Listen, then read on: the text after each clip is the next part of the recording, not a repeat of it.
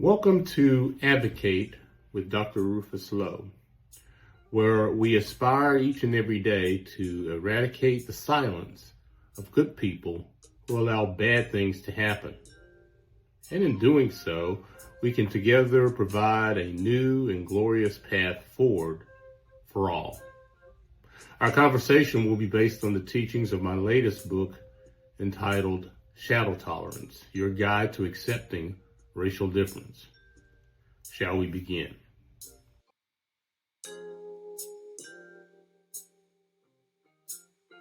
We're going to talk a little bit today about the roots of racial understanding. And the first thing that we're going to try to talk about or try to define is this concept called capitalism. Everybody's heard of what capitalism, as far as the word is. They conjugate it. They can basically pronounce it. But they really, or do they really understand it? And for the most part, we would like to say that capitalism is a good thing because it offers or affords people the opportunity to make money. There's nothing wrong with making money. But let's talk about it a little bit more in depth so we can understand how it relates as an evolution to the roots of racial understanding. So whenever I talk about capitalism, I'm going to also ask a question. And you'll know that I'm talking about capitalism because you'll recognize that question. Here goes. Capitalism. Is it really about the price of eggs? Again, capitalism. Is it really about the price of eggs? So that's where we'll start.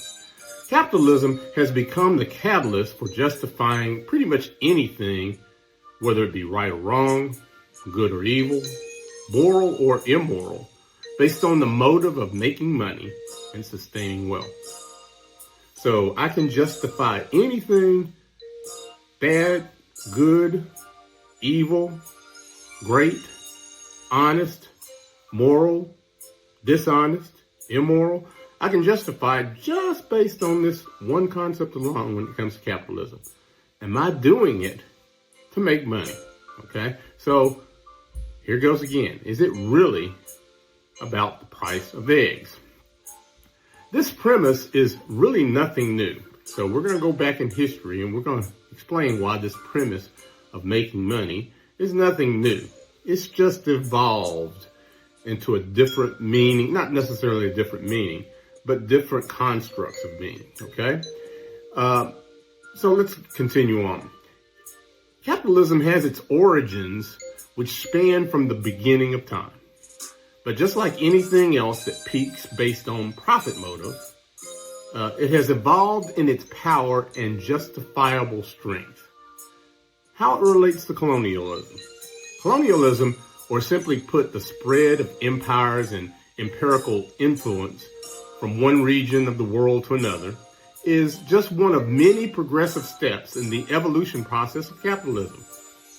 So I guess it can be said that capitalism created slavery, which evolved into the justification of classism, racism, superiority, inhumanity, rape, murder, and genocide.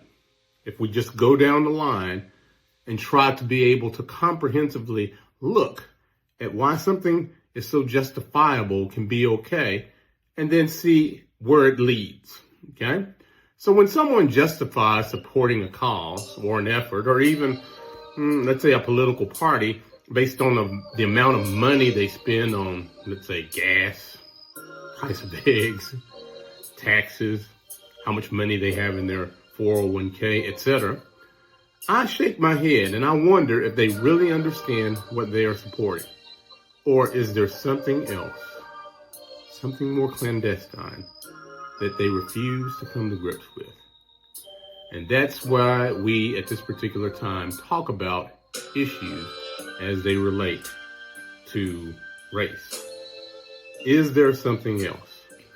Colonialism and capitalism are really two sides of the same stone.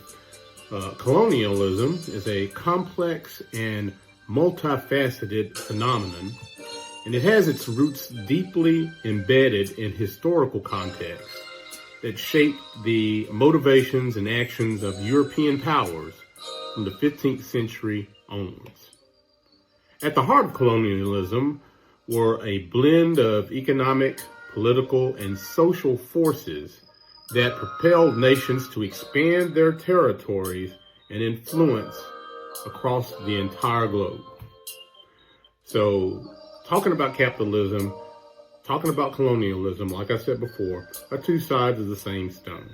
But why does colonialism have its origin based on its concept and starting what we refer to now as the age of, or the roots of racial intolerance? Economically, the quest for new resources was primarily the driver for colonial expansion. So the reason why Spain wanted to come to the United States, or the reason why that they were looking for an all-waterway route to the New World, because they kind of thought the world was flat, all that kind of stuff, is because they wanted to go someplace and trade. Go someplace and find resources like gold and silver and myrrh. Because that was the purpose of capitalism, colonialism, two sides of the same stone, how we can make more and more money.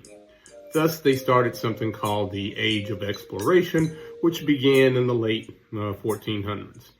I'm not a history buff by knowing dates, but I'm just trying to give you a general gist. This opened up vast territories where there was full of rich and precious metals and resources, spices, and other valuable commodities that you could sell. And if you sell things, you make money. For instance, the Spanish conquest of the Americas led to the extraction of lots of gold and silver, significantly enriching the Spanish crown and fueling European economies. So when it comes to macro, that's countries becoming wealthy, so they can do more with their expansion into other countries and build armies and things to be able to become more powerful. You need money to be able to pull that off. And from a micro perspective, that's me being able to take care of my family and make sure that we have, a nice 3-bedroom house with 1.25 bathrooms and 2.6 dogs and a white picket fence, kind of like microeconomics. This insatiable demand for resources also led to the establishment of trade routes that connected Europe and Asia and Africa, further intertwining the global economy. So now we see the purpose of one country wanting to go to another great land or great country and take it over, because that's what colonialism was all about. We are going to expand on these thoughts for colonialism, and we're going to connect it to the roots of racial tolerance in our next segment here on Advocate with Dr. Rufus Lowe.